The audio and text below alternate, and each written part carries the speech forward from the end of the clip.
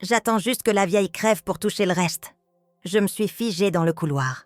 La voix venait de la cuisine. C'était celle de ma fille. La vieille, c'était moi. Céleste parlait au téléphone, d'une voix légère, presque joyeuse. Les bijoux de maman, le compte que papa m'avait laissé, j'ai tout claqué. Mais bon, le vignoble et la maison valent au moins 800 000, peut-être 1 million. Je lui donne 5 ans maximum. Et franchement, Julien, plus tôt ce sera fait, mieux ce sera. Je pourrai enfin vivre ma vie. Mes jambes ont tremblé. Mon cœur s'est arrêté. Ma fille unique, celle pour qui j'ai sacrifié 40 années de ma vie, attendait ma mort comme on attend un virement bancaire. J'ai 63 ans. Je suis veuve depuis 7 ans. J'ai travaillé la terre jusqu'à muser les mains pour maintenir le domaine viticole que mon mari Henri m'avait laissé. J'ai tout fait pour Céleste. Tout. Et voilà ce que je suis devenue pour elle. Un obstacle. Une vieille qui prend trop de place. Je suis sortie de ma propre maison sans faire de bruit. Mes mains tremblaient tellement que j'ai à peine pu composer le numéro de mon notaire. Et j'ai prononcé des mots que je n'aurais jamais imaginé dire. Je veux tout donner. Le domaine, la maison, les comptes, tout. À des associations caritatives. Je ne veux rien laisser à ma fille. Maître Blanchard a essayé de me raisonner. « Marguerite, réfléchissez. C'est irréversible. La loi protège les enfants. Elle aura au moins la moitié. Alors donnez le reste, tout ce que vous pouvez. » J'ai signé les papiers 3 jours plus tard. J'ai mis en vente le domaine de l'Orme. C'est 3 hectares de vignes à Saint-Émilion que le grand-père d'Henri avait planté de ses mains. J'ai vendu la maison familiale où j'avais élevé Céleste. Tout. Et je n'ai rien dit. Pas un mot.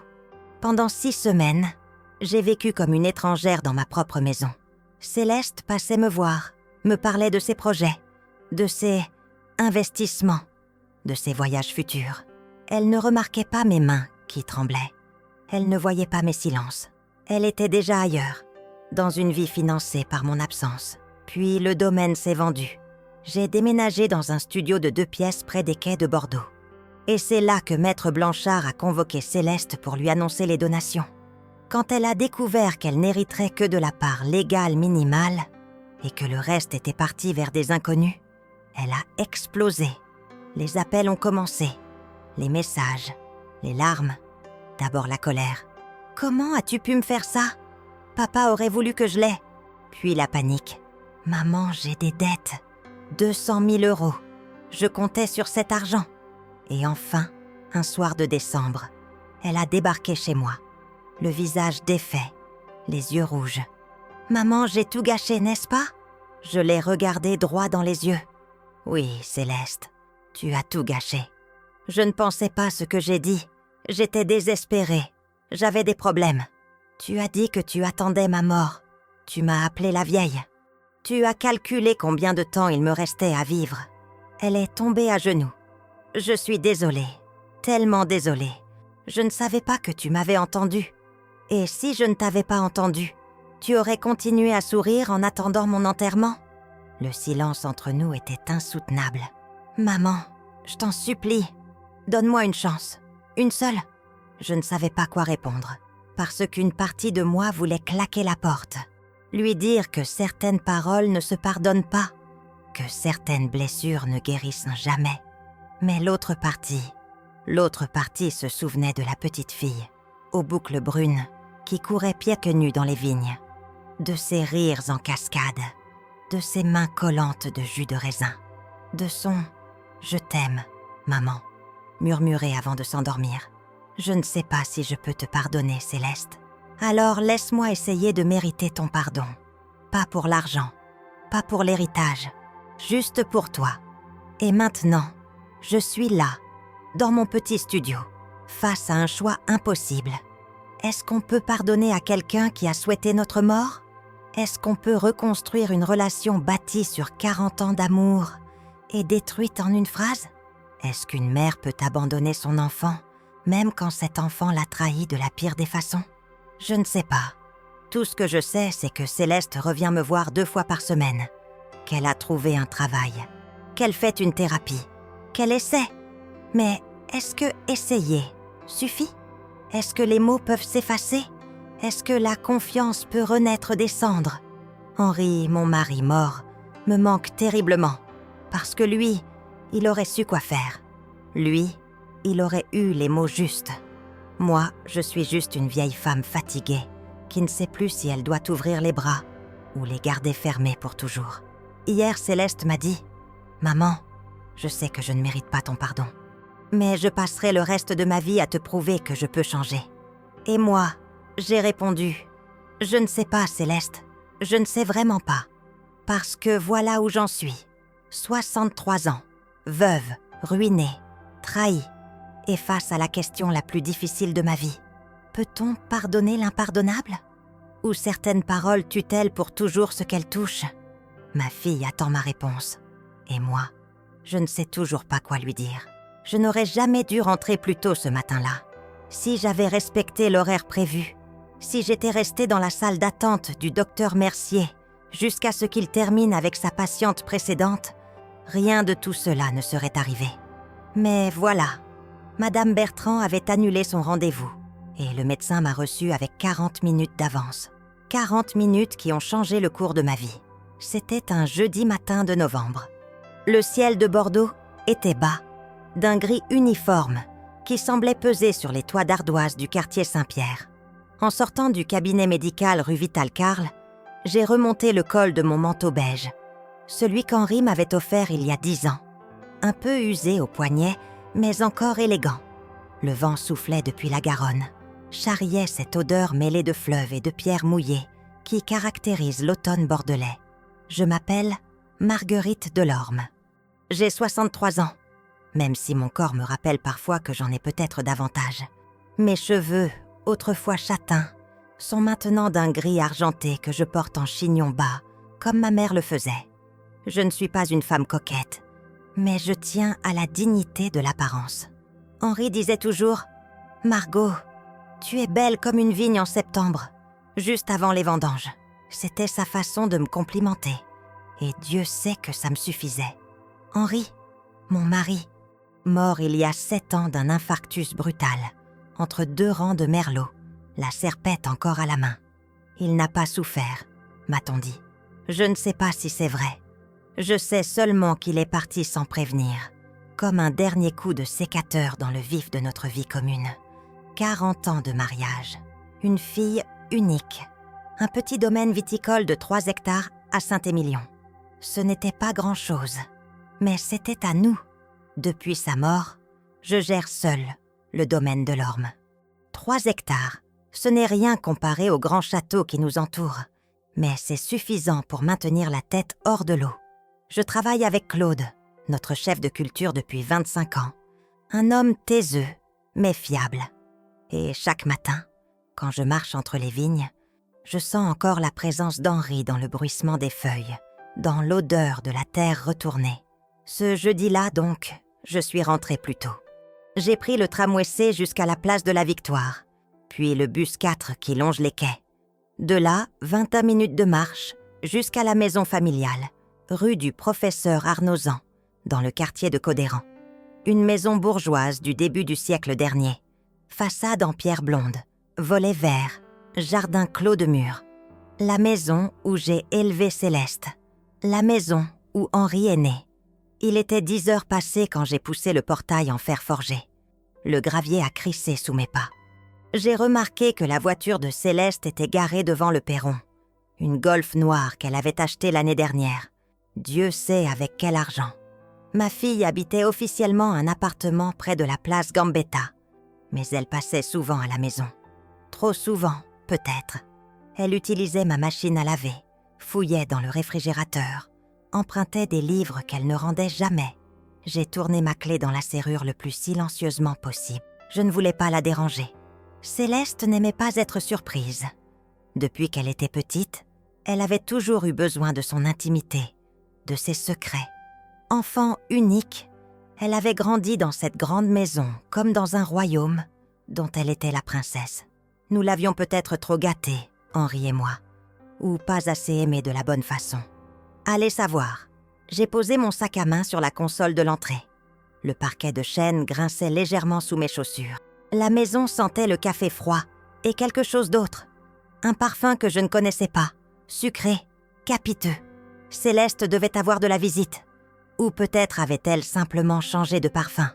Elle changeait souvent. De parfum, de coiffure, d'humeur. C'est alors que j'ai entendu sa voix. Elle venait de la cuisine, au fond du couloir. La porte était entr'ouverte. Céleste parlait au téléphone, d'une voix claire, presque enjouée. Je me suis immobilisée. Je ne voulais pas l'espionner, vraiment. Mais quelque chose dans son ton m'a retenue. Une légèreté, une insouciance que je ne lui avais plus entendue depuis longtemps. « Écoute, Julien, franchement, je m'en fous maintenant. J'ai déjà claqué toute ma part d'avance. Les bijoux de maman que papa m'avait donnés, le compte en banque qu'il avait ouvert pour mes 20 ans, tout y est passé. Mais bon, c'était pour vivre, tu comprends? Je ne vais quand même pas me priver. » Ma main s'est crispée sur la poignée de mon sac. Mon cœur a fait un bond dans ma poitrine. Les bijoux? Quels bijoux? Henri lui avait confié mes bijoux?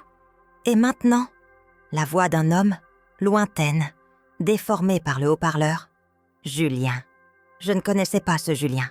Céleste a ri. Un rire cristallin, presque enfantin. Maintenant, j'attends. J'attends juste que la vieille parte dans sa tombe pour toucher le reste. Le vignoble, la maison, tout ça, ça vaut au moins 800 000 €, selon le notaire. Peut-être 1 million, si on vend bien. La vieille. Le monde s'est arrêté. Littéralement. J'ai senti mes genoux fléchir. Ma respiration s'est bloquée quelque part entre ma gorge et ma poitrine. La vieille, c'était moi.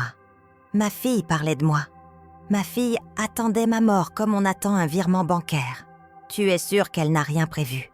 Pas de donation, pas de trust bizarre? La voix de Julien était pragmatique, presque professionnelle. Non, non. Maman est old school, tu sais. Elle ne comprend rien à ces trucs-là. Elle fait confiance à Maître Blanchard, le notaire de papa. Un vieux schnock qui fait tout à l'ancienne. De toute façon, je suis fille unique. Tout me revient automatiquement. C'est la loi. Et elle en a pour combien de temps, tu penses? Silence. Un silence qui a duré une éternité. Puis Céleste a soupiré. Bah, elle a 63 ans. Elle est fatiguée. Elle a de l'arthrose. Elle passe sa vie dans les vignes à s'esquinter le dos. Je lui donne 5, 10 ans, maximum. Et franchement, Julien, entre nous, plus tôt ce sera fait, mieux ce sera.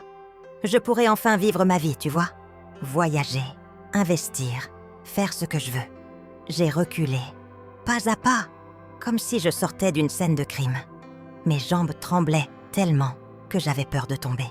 J'ai réussi à atteindre la porte d'entrée. Je l'ai refermée derrière moi, le plus doucement possible. Et je me suis retrouvée dehors, dans le jardin, le souffle court, les mains glacées.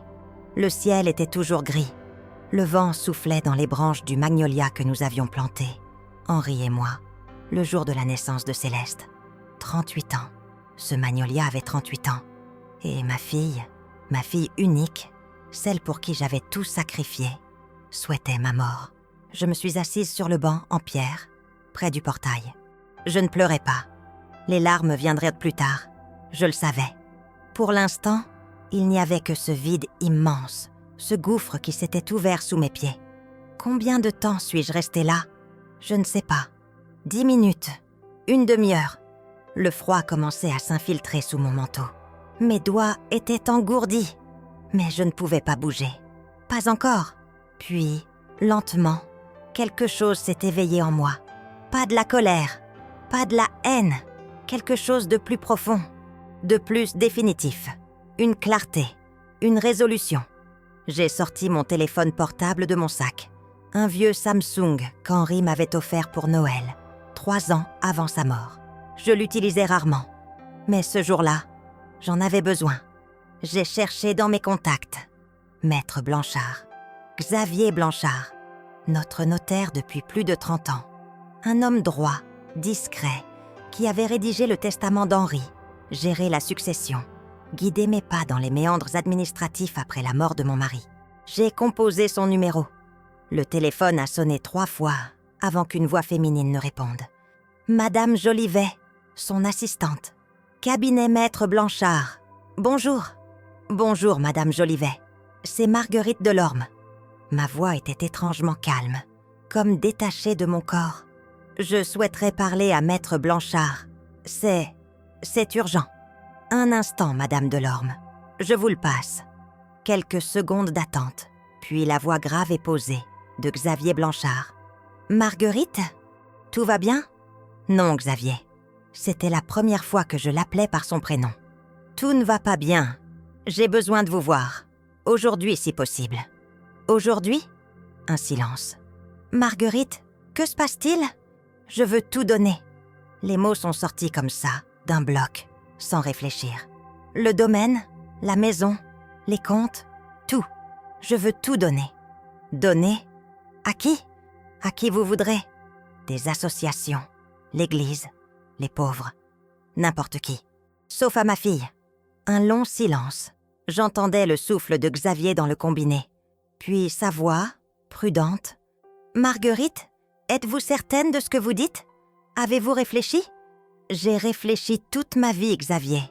Là, j'agis. Pouvez-vous me recevoir aujourd'hui ? Venez à 14h. Nous parlerons. Merci. J'ai raccroché. Mes mains tremblaient encore, mais mon esprit était clair. Glacé même. Je me suis levée du banc. J'ai regardé une dernière fois la maison, cette grande bâtisse où j'avais vécu 50 années de ma vie, où j'avais aimé, où j'avais souffert, où j'avais cru construire quelque chose qui durerait. Puis je suis partie, sans bruit, sans un regard en arrière. L'après-midi s'est écoulé dans une sorte de brouillard.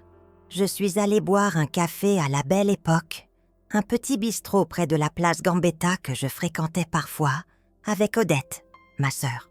Le patron, Monsieur Ducros, m'a salué d'un hochement de tête.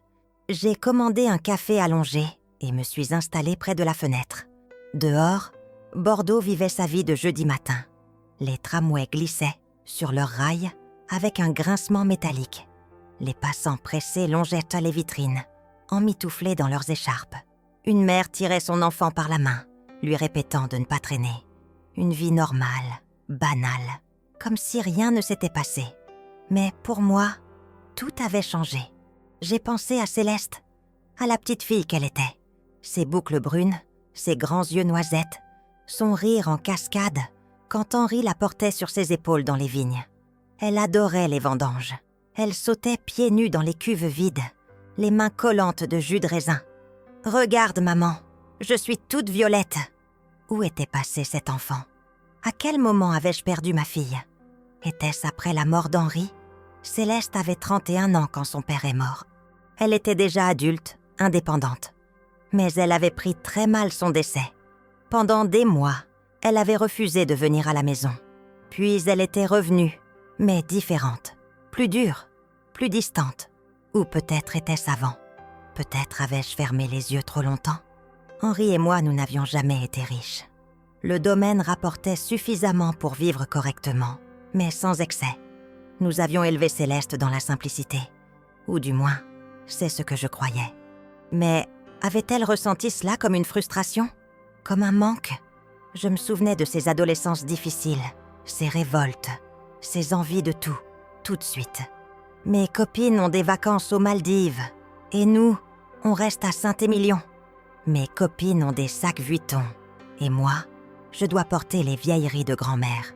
Henri lui répondait toujours avec douceur « Céleste, ce qui compte, ce n'est pas ce qu'on possède, c'est ce qu'on construit. » Mais elle levait les yeux au ciel et claquait la porte de sa chambre. Peut-être avions-nous été trop sévères. Ou pas assez. Allez savoir. Mon café avait refroidi. Je l'ai bu quand même, par automatisme. Puis j'ai payé, et je suis sortie. Il était 13h30. J'avais rendez-vous avec Xavier dans une demi-heure. Le cabinet de Maître Blanchard se trouvait rue Ferrer, dans un immeuble haussmannien, aux hautes fenêtres. J'ai grimpé l'escalier en pierre jusqu'au 2e étage, essoufflée. Madame Jolivet m'a accueillie avec un sourire discret et m'a fait entrer dans le bureau de Xavier. Xavier Blanchard était un homme de 70 ans, grand et mince, avec des cheveux blancs impeccablement coiffés et des lunettes demi-lune. Il portait un costume 3 pièces gris anthracite, comme toujours. Son bureau sentait le cuir et le vieux papier. « Marguerite ?» Il s'est levé pour me serrer la main. « Asseyez-vous, je vous en prie. » Je me suis assise dans le fauteuil en velours vert face à son bureau. Mes mains tremblaient légèrement. Je les ai croisées sur mes genoux. Xavier s'est rassis et m'a regardé en silence pendant quelques secondes. Puis il a parlé, d'une voix douce. « Marguerite, vous m'avez dit au téléphone que vous vouliez tout donner. Pouvez-vous m'expliquer ce qui s'est passé ?» Alors j'ai parlé. J'ai tout raconté. Le retour anticipé. La porte entr'ouverte. Les mots de Céleste. La vieille. J'attends juste qu'elle meure. Tout. Xavier m'a écouté sans m'interrompre. Son visage est resté impassible. Mais je voyais dans ses yeux une tristesse profonde. Quand j'ai terminé, il a soupiré. « Marguerite, je comprends votre douleur. Vraiment. Mais ce que vous me demandez, c'est irréversible et légalement complexe. Je m'en fiche. Céleste est votre fille unique. Elle a droit à une réserve héréditaire. Je ne peux pas tout donner. La loi française protège les enfants. Alors donnez ce que vous pouvez, le maximum. » Xavier a enlevé ses lunettes et les a nettoyées lentement avec un mouchoir. « Marguerite, je dois vous poser une question. Êtes-vous sûre que c'est ce que vous voulez? Ou est-ce la colère qui parle ?» J'ai réfléchi, longtemps, puis j'ai répondu. « Xavier, pendant 40 ans, j'ai construit une vie. J'ai élevé ma fille. J'ai aimé mon mari. J'ai travaillé la terre. Et aujourd'hui, j'apprends que tout cela ne valait rien. Que je ne suis qu'un obstacle. Une vieille qui prend trop de place. Alors oui, je suis sûre. » Il a hoché la tête lentement. « Très bien. Voici ce que nous allons faire. » Xavier a ouvert un dossier devant lui et a commencé à dessiner un schéma sur une feuille blanche. « Écoutez-moi bien, Marguerite. Voici la situation juridique. En tant que fille unique, Céleste a droit à la moitié de votre patrimoine en réserve héréditaire. C'est inaliénable. Mais l'autre moitié, ce qu'on appelle la quotité disponible, vous pouvez en disposer comme bon vous semble. »« La moitié ?» J'ai senti ma gorge se serrer. « Elle aura quand même la moitié ?» « Mais nous pouvons faire plusieurs choses. » Il a levé les yeux vers moi. « Premièrement, nous pouvons donner la quotité disponible, soit 50% de vos biens, à des associations caritatives de votre choix. Deuxièmement, nous pouvons placer certains biens en usufruit. Vous en conservez l'usage votre vie durant, et à votre décès, ils reviennent aux bénéficiaires que vous aurez désignés. Et le vignoble ? Le vignoble, Xavier a hésité. C'est le plus compliqué. C'est un bien d'exploitation. Si vous le donnez maintenant, vous perdez votre source de revenus. Si vous attendez votre décès, Céleste en héritera au moins partiellement. Mais il a levé un doigt. Nous pouvons le vendre. Investir le produit de la vente dans des placements dont vous toucherez les intérêts et léguer le capital à des œuvres. Vendre le domaine de l'Orme. Vendre la terre d'Henri. Vendre ces 3 hectares que son grand-père avait plantés de ses mains. J'ai fermé les yeux. J'ai vu Henri, torse nu sous le soleil de juillet, taillant les sarments avec sa serpette. J'ai vu Céleste enfant, courant entre les rangs, les bras tendus comme des ailes. J'ai senti l'odeur du mou pendant les vendanges. Cette odeur sucrée et enivrante qui imprégnait nos vêtements pendant des semaines. Puis j'ai revu le visage de Céleste ce matin. J'ai réentendu sa voix. La vieille. J'attends qu'elle crève. Vendez tout. Ma voix était blanche. Le domaine, la maison, tout ce qui peut être vendu. Xavier a posé son stylo. Marguerite, je vous en conjure, réfléchissez. Prenez quelques jours, quelques semaines. Ne prenez pas de décision irréversible sous le coup de l'émotion. L'émotion ? J'ai eu un rire amer. Xavier, je n'ai plus d'émotion. J'ai juste de la lucidité. Pour la première fois de ma vie, je vois les choses telles qu'elles sont. Et je veux agir en conséquence. Il m'a regardé longuement. Puis, il a hoché la tête. Très bien. Mais pas tout de suite. Laissez-moi préparer les documents. Revenez lundi prochain. D'ici là, promettez-moi d'y réfléchir encore. Je vous le promets. Mais je savais déjà que je ne changerais pas d'avis. Je suis sortie du cabinet de Xavier à 15 heures passées. Le ciel s'était assombri davantage. Une pluie fine commençait à tomber, ce crachin bordelais qui vous transperce jusqu'aux os. J'ai remonté mon col et j'ai marché au hasard dans les rues. Je ne voulais pas rentrer à la maison. Pas maintenant, pas tout de suite. Je ne voulais pas risquer de croiser Céleste. Je ne savais pas ce que je lui dirais. Ou pire, ce que je ne lui dirais pas. Mes pas m'ont porté vers les quais. J'ai longé la Garonne, ce fleuve large et majestueux qui traverse Bordeaux comme une artère de vie. Les eaux étaient grises, agitées par le vent. Des mouettes criaient au-dessus du pont de pierre. Un jogger m'a dépassé, écouteurs aux oreilles, indifférent à la pluie. Je me suis arrêtée près du miroir d'eau, face à la place de la Bourse. Les jets d'eau étaient recoupés à cause du froid, mais la surface réfléchissait quand même le ciel plombé et les façades ocres des immeubles. J'aimais cet endroit. Henri m'y emmenait parfois le dimanche, quand nous venions faire les courses au marché des Capucins. Nous nous asseyions sur un banc et nous regardions les enfants jouer dans l'eau l'été, ou les touristes prendre des photos l'hiver. « Henri, qu'est-ce que j'ai fait de travers ?» J'ai murmuré ces mots pour moi-même, pour le vent, pour le ciel. Où est-ce que j'ai échoué? Mais le vent n'avait pas de réponse, et Henri était mort. Mon téléphone a vibré dans ma poche. Un message de Céleste. « Maman, tu es où? J'étais passée te voir ce matin, mais tu n'étais pas là. Tout va bien? Je t'embrasse. » J'ai fixé l'écran pendant une longue minute. « Je t'embrasse », ces 3 mots qui, hier encore, m'auraient réchauffé le cœur. Aujourd'hui, ils sonnaient faux, creux, comme tout le reste. J'ai éteint mon téléphone et je l'ai remis dans ma poche. Les jours suivants se sont écoulés dans une sorte d'engourdissement. Je faisais les gestes du quotidien. Me lever, préparer le café, m'occuper des vignes, répondre aux mails, mais j'étais absente. Comme dédoublée, une partie de moi continuait à vivre. L'autre était morte le jeudi matin dans le couloir de ma maison. Céleste est repassée plusieurs fois. Je trouvais des excuses. « Je suis fatiguée, ma chérie. J'ai rendez-vous chez le médecin. Claude a besoin de moi au domaine. » Elle n'insistait pas. Elle semblait même soulagée. Peut-être avait-elle ses propres raisons de m'éviter. Le lundi suivant, je suis retournée chez Xavier Blanchard. Cette fois, j'étais déterminée, froide, méthodique. Il avait préparé les documents. Nous avons passé 3 heures à tout éplucher. La donation de 50% de mes biens à 3 organismes. Les Petites Sœurs des Pauvres de Bordeaux, l'association, les Restos du Cœur et la Fondation Abbé Pierre. La mise en vente du domaine de l'Orme et de la maison familiale. Le placement des fonds sur des comptes dont je toucherais les intérêts ma vie durant et qui reviendraient ensuite aux mêmes associations. Vous vous rendez compte, Marguerite, que Céleste découvrira tout cela à votre décès?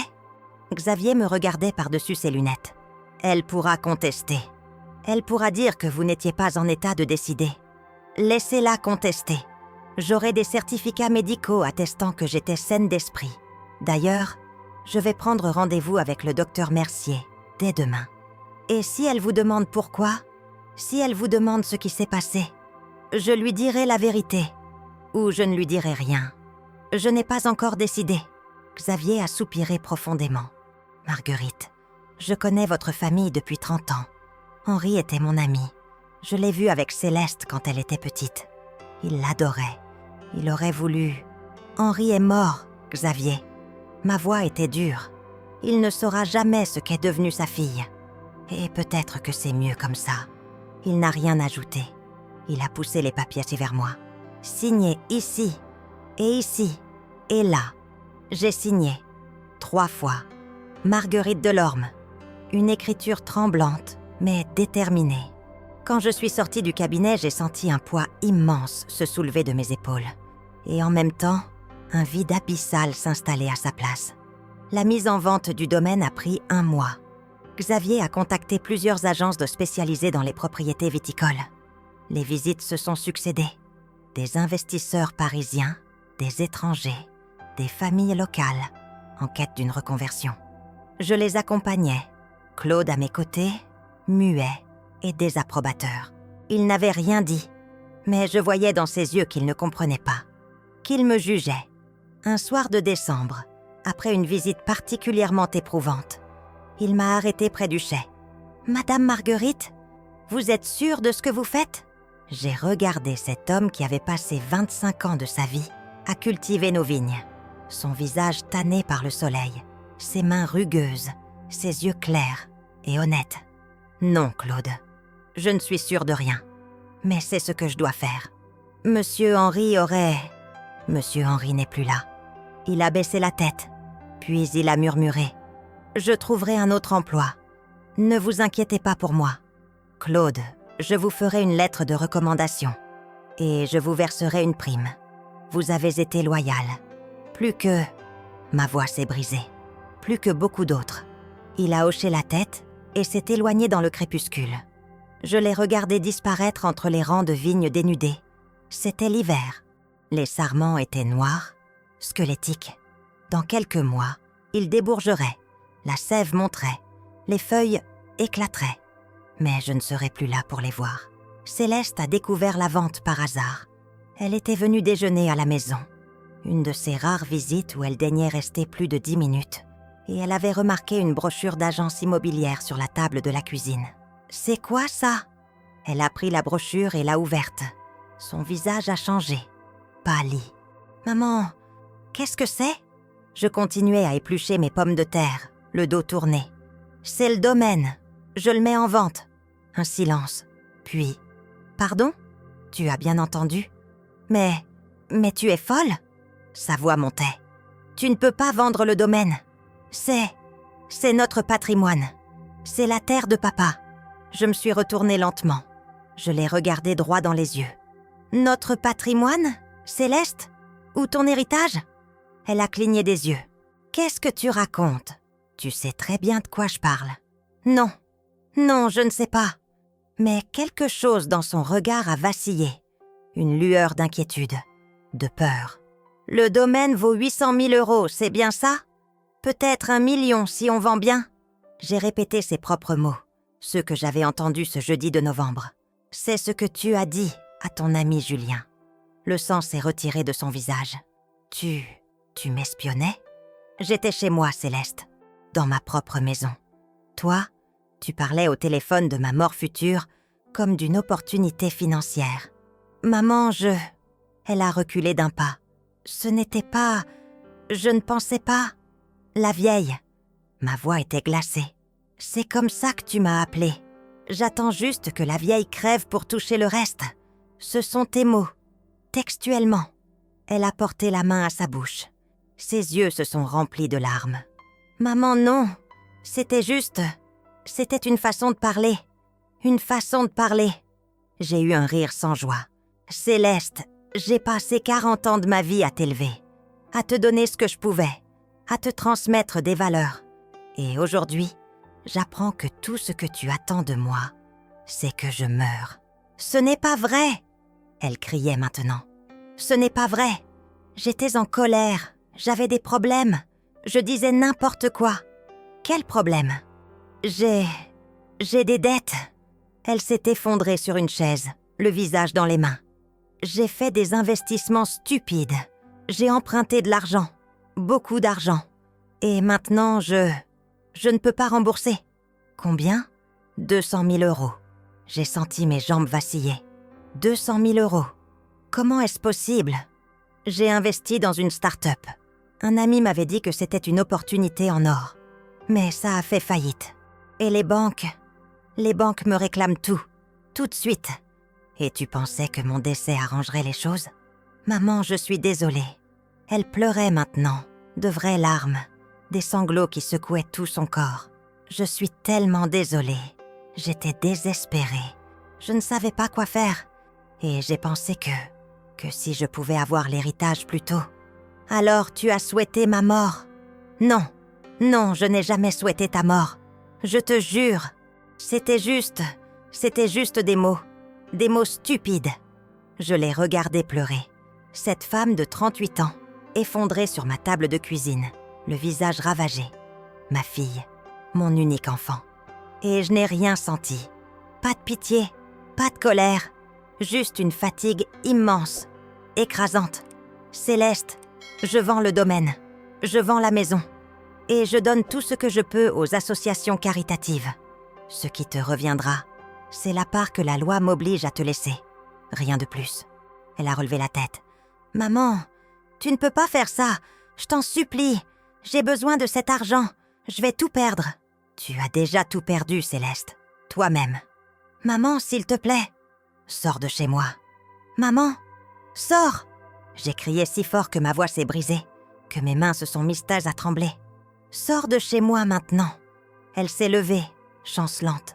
Elle a voulu s'approcher, tendre la main vers moi. Mais j'ai reculé. « Ne me touche pas. Maman, je t'aime.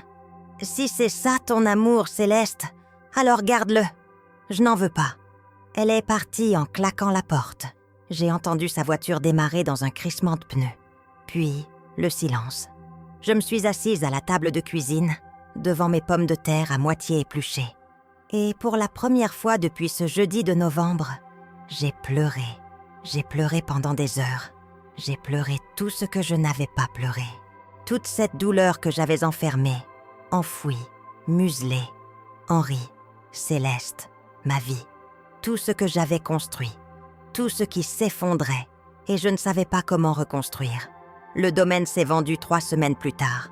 Un couple de Parisiens, la cinquantaine, en reconversion professionnelle. Ils voulaient leur produire du vin bio. Ils avaient des projets, des idées, de l'enthousiasme. Ils m'ont parlé pendant 1 heure de leur plan. Je les ai écoutés en souriant poliment, en hochant la tête, en disant « Oui, oui, c'est une excellente idée. » Mais je n'étais pas là. J'étais ailleurs, dans le passé, avec Henri qui taillait les sarments, avec Céleste qui courait pieds nus. Le jour de la signature, Xavier m'a accompagnée chez le notaire. J'ai signé les actes de vente. J'ai serré la main des acheteurs. J'ai récupéré un chèque de 810 000 €. En sortant, j'ai regardé une dernière fois les vignes. C'était la fin janvier. Les bourgeons commençaient à peine à gonfler. Le printemps arrivait. La vie reprenait. Mais pas pour moi. J'ai trouvé un petit appartement à louer près des quais de la Garonne, dans le quartier de la Bastide. 2 pièces, au 3e étage d'un immeuble récent. Pas de jardin, pas de vigne. Juste une vue sur le fleuve et les cloches de la basilique Saint-Michel qui sonnaient toutes les heures. Le déménagement a été rapide. J'ai pris quelques meubles, quelques vêtements, quelques livres. Le reste, je l'ai laissé au nouveau propriétaire. Ou donné, ou jeté, peu importait. Claude est venu m'aider. Il n'a rien dit. Il a porté mes cartons en silence, m'a aidé à monter mes affaires. Puis, sur le pas de la porte, il m'a serré dans ses bras. « Prenez soin de vous, Madame Marguerite. Toi aussi, Claude. » Il est parti, et je me suis retrouvée seule dans mon nouvel appartement. 2 pièces vides qui sentaient bon la peinture fraîche. Un frigo vide, un lit sans drap. Je me suis assise par terre, près de la fenêtre. Dehors, le fleuve coulait, imperturbable. Un bateau-mouche passait, chargé de touristes. Les cloches de Saint-Michel ont sonné 6 heures du soir. Et je me suis demandé, et maintenant ? Maintenant que j'ai tout donné, tout vendu, tout perdu. Maintenant quoi ? Les semaines suivantes ont été un enfer. Céleste a essayé de me contacter. Des appels, des messages, des lettres glissées sous ma porte. Je n'ai répondu à aucun. Puis, un soir de février, elle a débarqué chez moi. Elle avait trouvé mon adresse, Dieu sait comment. J'ai ouvert la porte et elle était là, sur le palier, le visage défait, les yeux cernés. « Maman, il faut qu'on parle. »« Non, s'il te plaît, donne-moi 5 minutes. Juste 5 minutes. » J'ai hésité, puis j'ai ouvert la porte plus grand. « Entre !»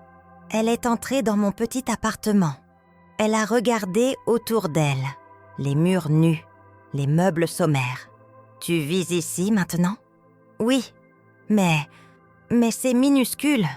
Tu mérites mieux que ça. » »« Ce que je mérite, Céleste, ce n'est pas à toi de le décider. » Elle s'est assise sur le canapé. Elle a pris une longue inspiration. « Maman, j'ai fait une thérapie. » J'ai cligné des yeux. « Pardon ? » J'ai commencé une thérapie, avec une psychologue, depuis notre dispute. Elle a levé les yeux vers moi. Je me suis rendu compte que j'avais un problème Un vrai problème. Avec l'argent, avec les valeurs, avec toi.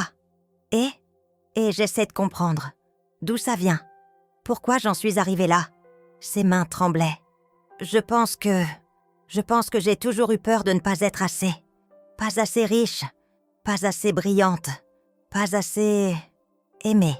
Céleste, ton père et moi, nous t'avons toujours aimé. Je sais, mais pas de la façon dont j'en avais besoin. Elle a secoué la tête. Non, ce n'est pas juste. Vous m'avez aimé. Mais moi, je ne l'ai pas vu. Ou je ne l'ai pas accepté. J'ai toujours voulu plus. Toujours. Et maintenant quoi? Maintenant, j'ai tout perdu. Les banques m'ont saisi. Mon appartement, ma voiture, tout. Je vis chez une amie. Je cherche du travail. Et sa voix s'est brisée. Et je réalise que la seule chose que je voulais vraiment, c'était ton respect, ton estime. Et je l'ai perdu. J'ai senti quelque chose bouger en moi. Une fissure dans le mur de glace que j'avais construit. Maman, je ne te demande pas de me pardonner.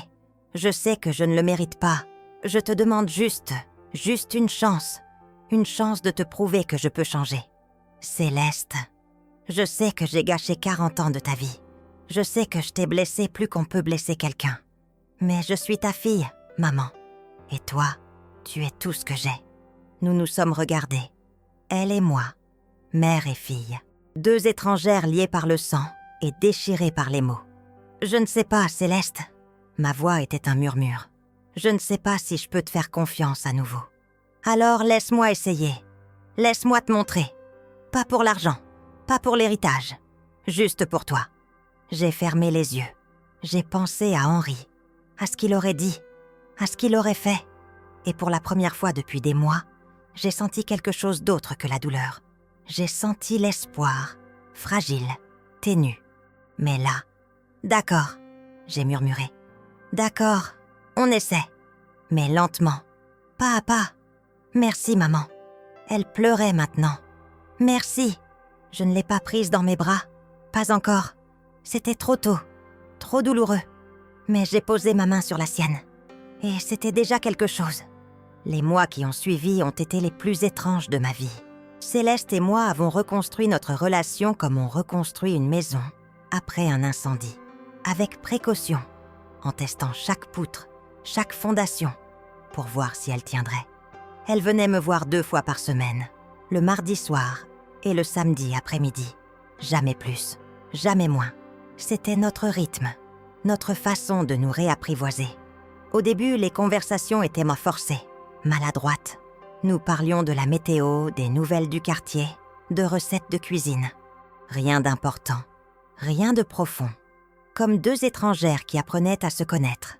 Puis, lentement, les mots sont venus. Un mardi soir de mars, alors que nous buvions du thé dans mon petit salon, Céleste m'a dit « Maman, tu me manquais. Avant. Tu me manquais déjà avant tout ça. » Je l'ai regardée, surprise. « Comment ça? » Je ne sais pas. Elle tournait sa tasse entre ses mains. J'avais l'impression que tu étais toujours là, mais que je ne te voyais pas vraiment. Comme si j'étais passée à côté de toi pendant des années. Moi aussi, j'ai l'impression d'être passée à côté de toi. On s'est perdus en chemin, toutes les deux. Peut-être. Elle a levé les yeux vers moi. Est-ce qu'on peut se retrouver? Je ne sais pas, Céleste. J'ai posé ma tasse. Certaines choses, une fois cassées, ne se réparent pas. Elles se transforment. Elles deviennent autre chose. Autre chose de bien ou autre chose de moins bien? Je ne sais pas encore.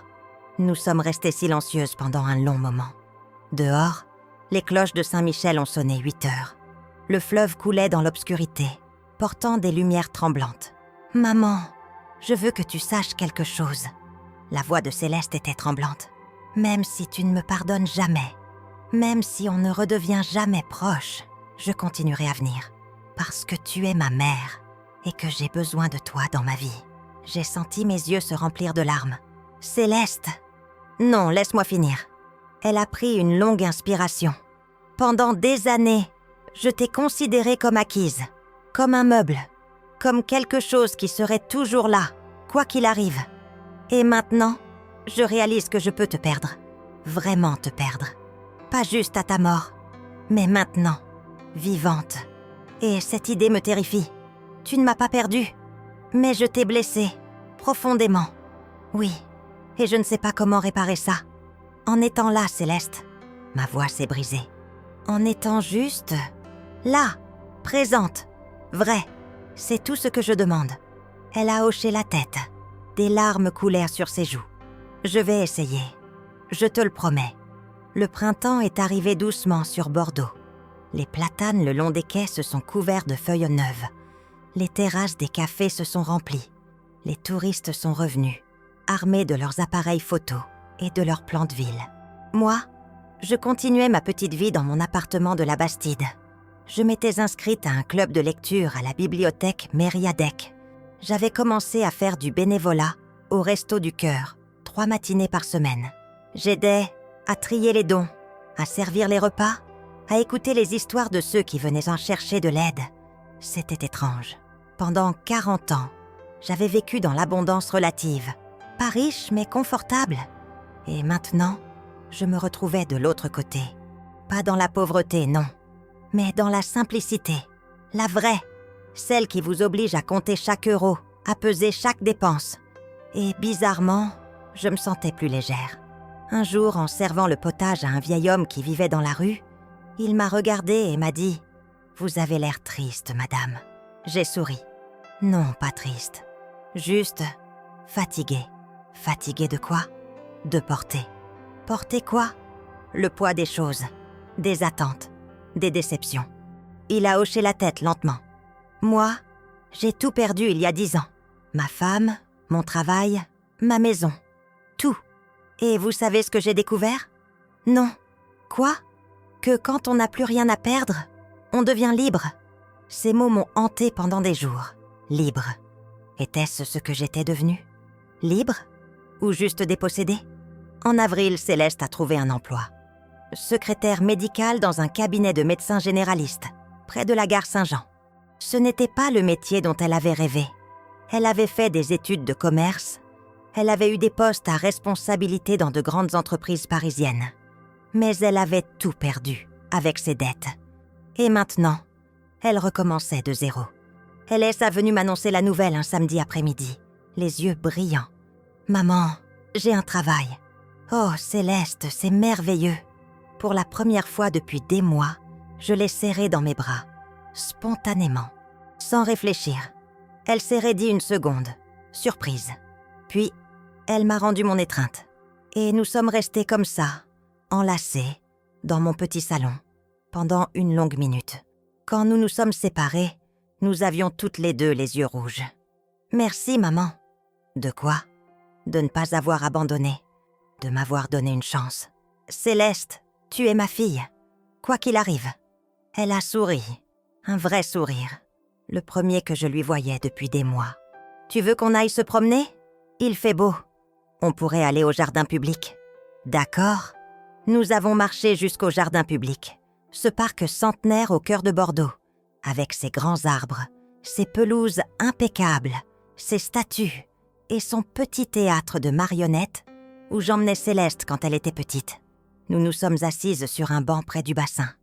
Des enfants couraient autour de nous, leurs rires éclatants dans l'air doux. Une mère surveillait son bébé qui faisait ses premiers pas sur l'herbe. Un couple âgé se tenait par la main, marchant lentement sous les platanes. « Tu te souviens quand tu m'amenais ici ?» Céleste regardait les enfants. « Je voulais toujours nourrir les canards. Tu m'achetais un sachet de graines et je passais des heures au bord de l'eau. Je me souviens, tu donnais les graines une par une. Tu prenais tout ton temps.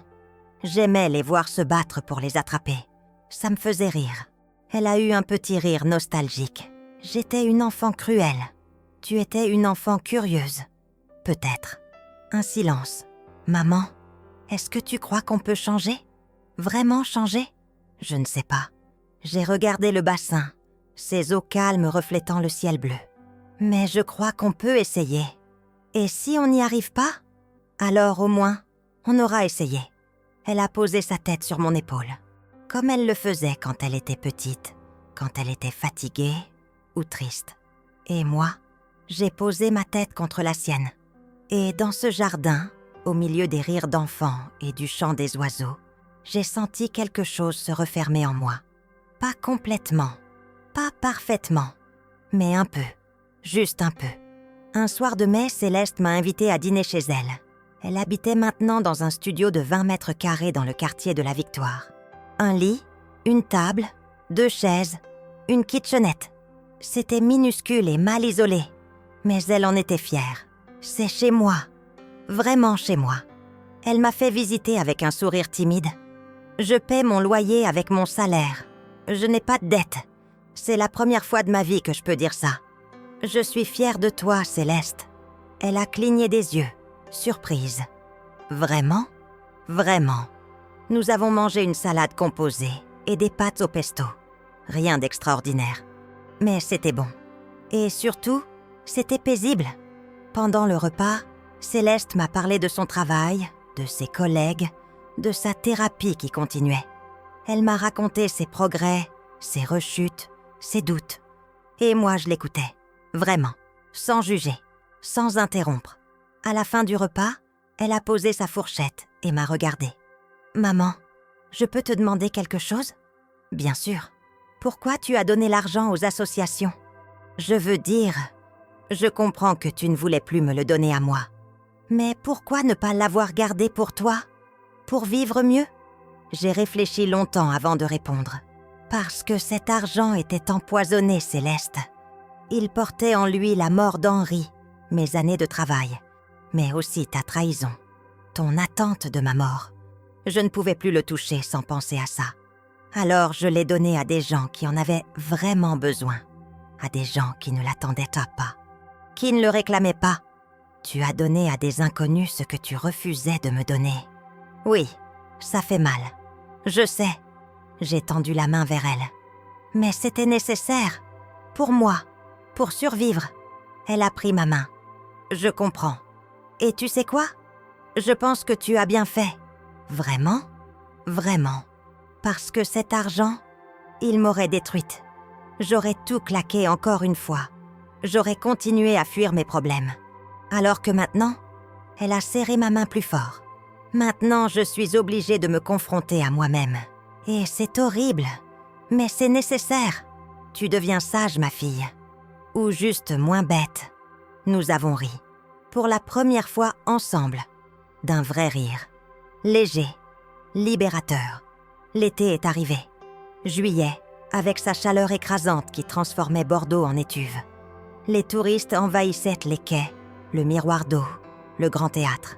Moi, je restais chez moi pendant les heures chaudes, les volets fermés, un ventilateur qui brassait l'air tiède. Céleste venait toujours 2 fois par semaine. Mais nos conversations avaient la changé. Elles étaient plus profondes, plus vraies. Nous parlions de papa, de nos regrets, de nos rêves perdus. Nous parlions de la vie, de ce qu'elle était vraiment, pas de ce que nous avions espéré qu'elle soit. Un soir, elle m'a demandé « Maman, tu es heureuse ?» J'ai réfléchi longuement. Je ne sais pas. Heureuse, c'est un grand mot. Mais je suis en paix, peut-être, un peu. Tu me manques quand même. Comment ça ? La maman d'avant, celle qui vivait dans la grande maison, qui s'occupait des vignes, qui sentait la terre et le raisin. Cette maman-là n'existe plus, Céleste. Je sais. Elle a baissé les yeux. Et c'est de ma faute. Pas que de ta faute. J'ai pris sa main. Moi aussi, j'ai fait des erreurs. J'ai fermé les yeux sur tes problèmes. J'ai préféré ne pas voir plutôt que d'affronter. On a toutes les deux notre part de responsabilité. Oui, mais on peut quand même se reconstruire, non ? On est en train de le faire, Céleste. Jour après jour. Elle a souri. J'aime bien qui tu deviens, maman. J'aime bien qui tu deviens aussi. En août, j'ai reçu un appel de Maître Blanchard. Marguerite, j'ai une nouvelle à vous annoncer. Les actes de donation sont finalisés. Les associations ont reçu les fonds. Tout est en ordre. Merci, Xavier. Comment allez-vous ? Je vais bien. Et Céleste ? Elle va bien aussi. Nous allons bien. Un silence. Je suis content de l'entendre, Marguerite. Vraiment content. Merci pour tout, Xavier. Pour votre patience. Pour vos conseils. C'est mon métier. Mais aussi... Il a hésité. aussi mon amitié. Henri aurait été fier de vous. Peut-être, ou peut-être qu'il m'aurait traité de folle. Xavier a ri doucement. Les deux, probablement. C'était bien Henri, ça. Quand j'ai raccroché, je me suis assise près de la fenêtre. J'ai regardé le fleuve, ses eaux brunes qui coulaient vers l'océan. J'ai pensé à Henri, à ses mains rugueuses, à son rire grave, à sa façon de m'appeler Margot. Henri, j'ai fait ce que j'ai pu. J'ai murmuré ces mots dans le vide. J'espère que tu ne m'en veux pas.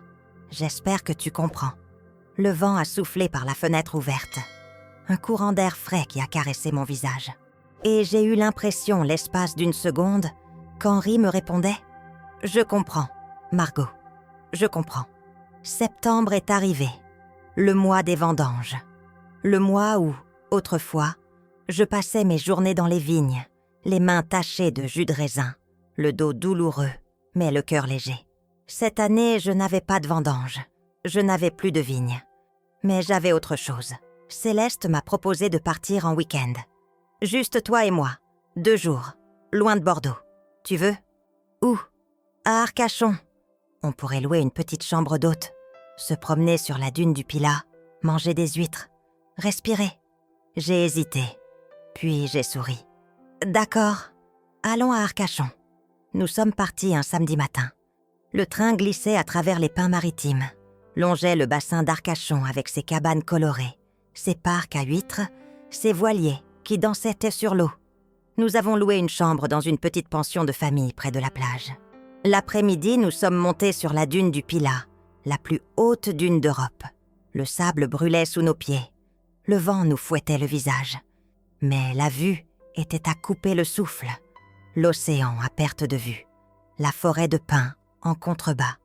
Le ciel immense. Nous nous sommes assises au sommet, côte à côte, en silence. « C'est beau, hein ?» Céleste a murmuré. « Oui, c'est beau. Maman, je voulais te dire quelque chose. » « Quoi ? » « Merci pour m'avoir donné une deuxième chance.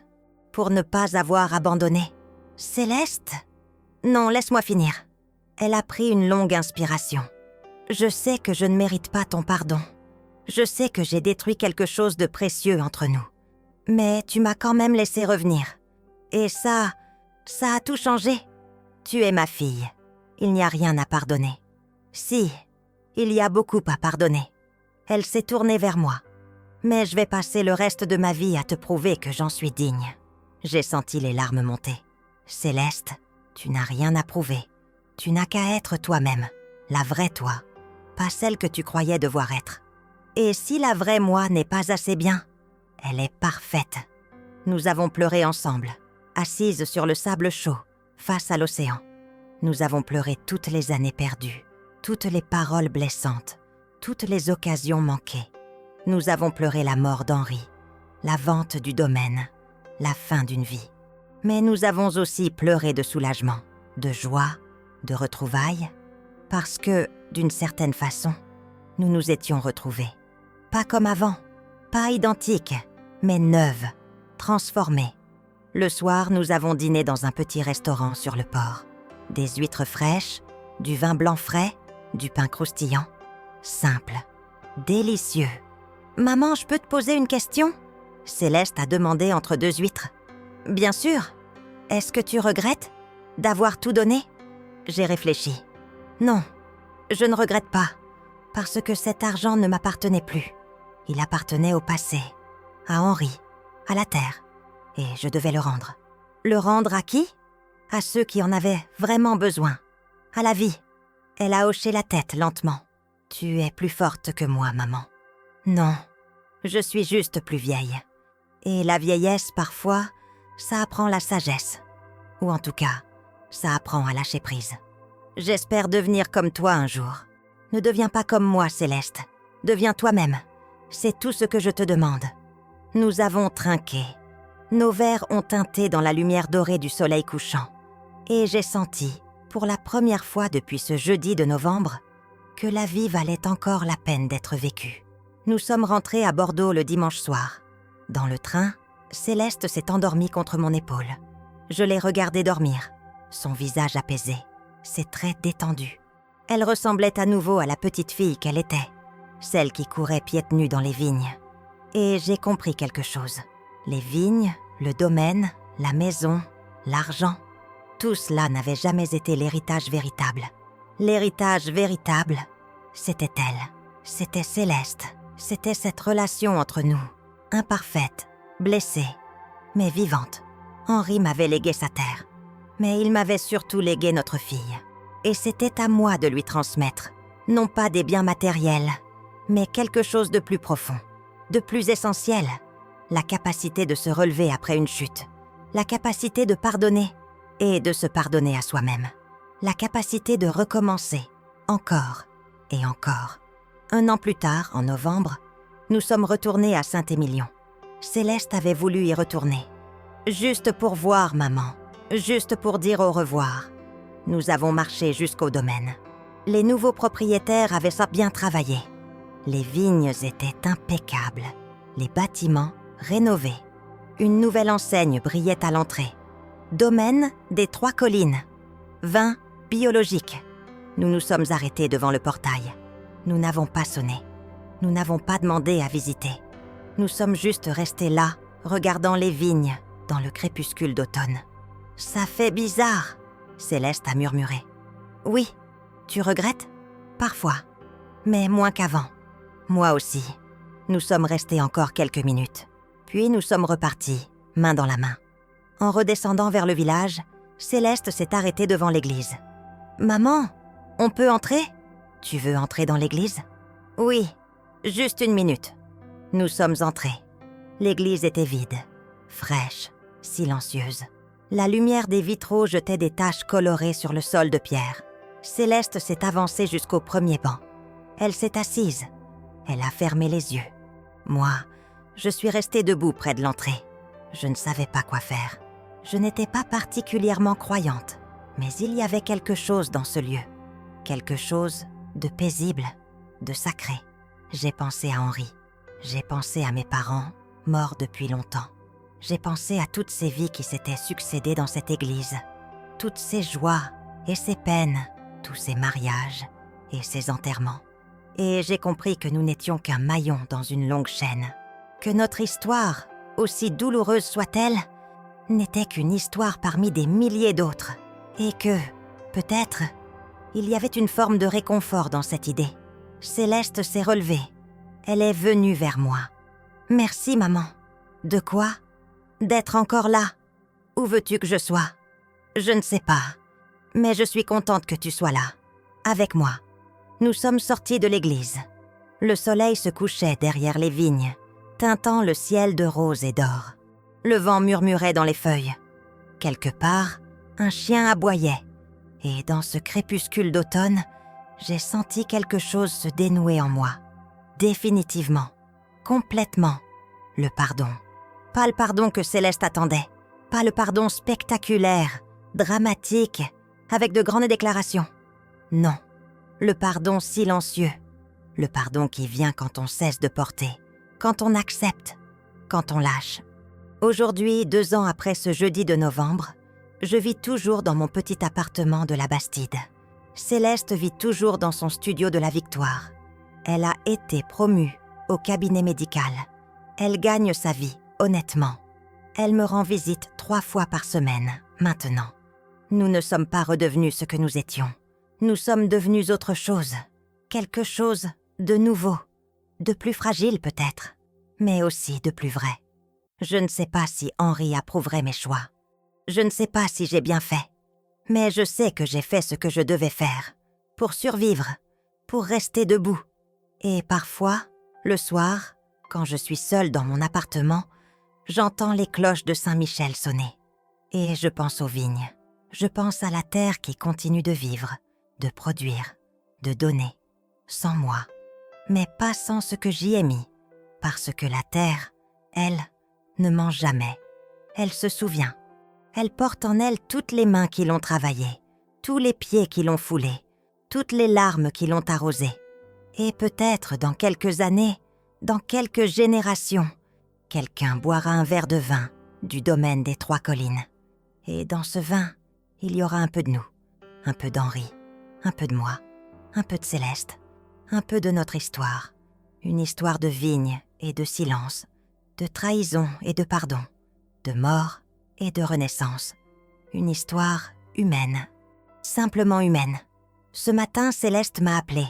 « Maman, je peux passer ce soir ?»« Bien sûr. Tu veux manger quelque chose ?»« Non, juste te voir. »« D'accord. À ce soir, ma chérie. »« Ma chérie ?» Ça faisait longtemps que je ne l'avais pas appelée comme ça. Ça m'a échappé. Naturellement. Et elle a ri. D'un rire léger, heureux. « À ce soir, maman. Je t'aime. »« Moi aussi, Céleste. Moi aussi. » J'ai raccroché. Je me suis assise près de la fenêtre. Le fleuve coulait, imperturbable. Le soleil brillait sur les eaux. Les cloches ont sonné midi. Et j'ai souri. Parce que finalement, j'avais trouvé ce que je cherchais depuis ce jeudi de novembre. Pas le bonheur, pas la joie parfaite, mais quelque chose de plus simple, de plus profond. La paix. La paix de savoir que, malgré tout, malgré les erreurs et les blessures, malgré les mots qui tuent et les silences qui étouffent, l'amour peut survivre, transformé, meurtri, mais vivant, comme les vignes après la taille, comme la terre après l'hiver, comme nous. Ma fille a crié sans savoir que j'étais à la maison. J'ai déjà claqué tout mon héritage. J'attends juste que la vieille parte dans sa tombe pour claquer le reste. Je tremblais sous le choc. Mais j'ai passé un appel qui a tout changé.